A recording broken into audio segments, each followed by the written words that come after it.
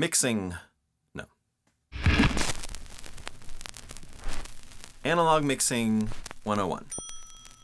Is there anything less than 101? I made this video specifically for training people at my church, but if you happen to have found this in the YouTube verse somehow, the concepts are pretty applicable to most mixers, especially old analog mixers. So this video is going to be in 3 parts. The first part, I'm just going to go over the basics of signal flow with the mixer.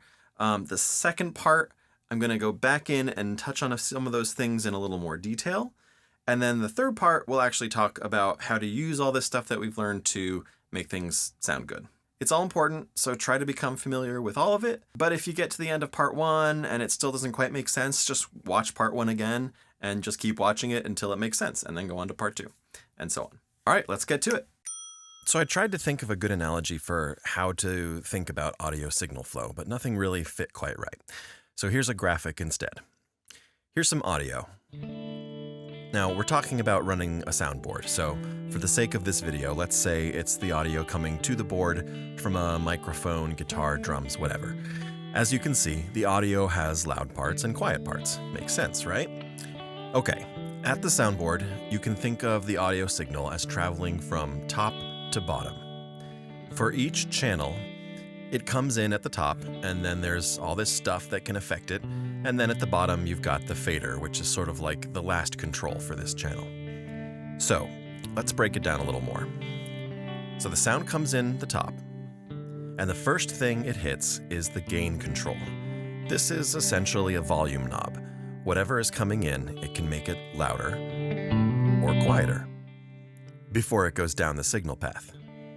Next, you've got the equalizer or EQ controls. We'll talk more about this in the next video. Then it flows through the aux sends. These are really important, but a little hard to explain, so let's table that for now as well. Okay, then you've got the pan controls. In most cases, just leave this right in the middle. Next, you've got the mute button. This is super useful. As you might expect, this mutes the whole channel. It turns off all the audio. If you're thinking about signal flow, it's a little strange that the mute button is down here because it acts more like this, cutting off the signal at the source.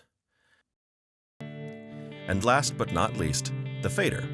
This is the final audio level control for the channel, and it's the main thing you'll be adjusting during the service. All right, for a single channel, those are the basics. And there's one more thing before we wrap up part 1. After the fader, the audio signal joins the audio from all the other channels and goes to the master faders. There are 2 master faders, left and right. Now, in our case, we don't really use those channels as left and right, but we'll talk about that more in part 3. All right, so that wraps up part 1. Like I said before, watch it again if you need to, if it's not quite making sense. Otherwise, go on to part 2 and part 3, and I hope that you're getting something out of this. Okay? Bye.